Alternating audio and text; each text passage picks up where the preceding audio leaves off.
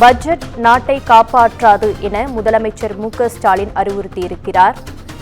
மத்திய பட்ஜெட் பாஜகவின் ஆட்சியை காப்பாற்றுமே தவிர நாட்டை காப்பாற்றாது என்று முதலமைச்சர் மு.க.ஸ்டாலின் அறிவித்திருக்கிறார். அண்மை செய்தியாக பார்த்துக் கொண்டிருக்கிறோம். மத்திய பட்ஜெட் பாஜகவின் ஆட்சியை காப்பாற்றுமே தவிர நாட்டை காப்பாற்றாது என முதலமைச்சர் மு.க.ஸ்டாலின் விமர்சனம் செய்துள்ளார். அரசை பொதுவாக நடத்த மத்திய அரசுக்கு முதலமைச்சர் மு.க.ஸ்டாலின் அறிவுறுத்தலை வழங்கியிருக்கிறார். மத்திய பட்ஜெட் பாஜகவின் ஆட்சியை காப்பாற்றுமே தவிர நாட்டை காப்பாற்றாது என முதலமைச்சர் மு.க.ஸ்டாலின் விமர்சனம் செய்துள்ளார். இன்னும் தோற்கடித்தவர்களை பழிவாங்குவதிலேயே குறியாக இருக்க வேண்டாம் எனவும் முதலமைச்சர் மு.க.ஸ்டாலின் கூறியிருக்கிறார். இதுகுறித்த கூடுதல் விவரங்களை எமது தலைமை செய்தியாளர் சிவா வழங்க கேட்கலாம். வணக்கம் சிவா, இதுகுறித்த கூடுதல் விவரம் என்ன?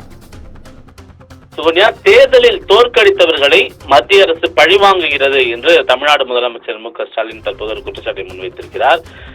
முதலமைச்சர் மு.க.ஸ்டாலின் தன்னுடைய சமூக வலைதளமான எக்ஸ் வலைதளத்தில் பதிவேற்றக்கூடிய இந்த பதிவில் மத்திய நிதிநிலை அறிக்கையில் ஒரு சில மாநிலங்கள் நீங்களாக பல்வேறு மாநிலங்கள் புறக்கணிக்கப்பட்டிருப்பதை கண்டிக்கக்கூடிய வகையில்தான் இந்தியா கூட்டணி எம்பிக்கள் டெல்லியில் போராட்டத்தில் ஈடுபட்டார்கள் என்று அவர் குறிப்பிட்டிருக்கிறார். குறிப்பாக பிரதமர் நரேந்திர மோடியிடம் அவர் நேரடியாக வைத்திருக்கக்கூடிய கேள்விகளே, தேர்தல் முடிந்துவிட்டது, இனி நாட்டை பற்றியே சிந்திக்க வேண்டாம் என்று சொன்னீர்கள். ஆனால் நேற்றைய பட்ஜெட் என்பது உங்கள் ஆட்சியை காப்பாற்றுமே தவிர இந்த நாட்டை காப்பாற்றாது என்று முதலமைச்சர் மு.க.ஸ்டாலின் தன்னுடைய ஒரு கடுமையான சாடலை இந்த பதிவின் மூலமாக முன்வைத்திருக்கிறார்.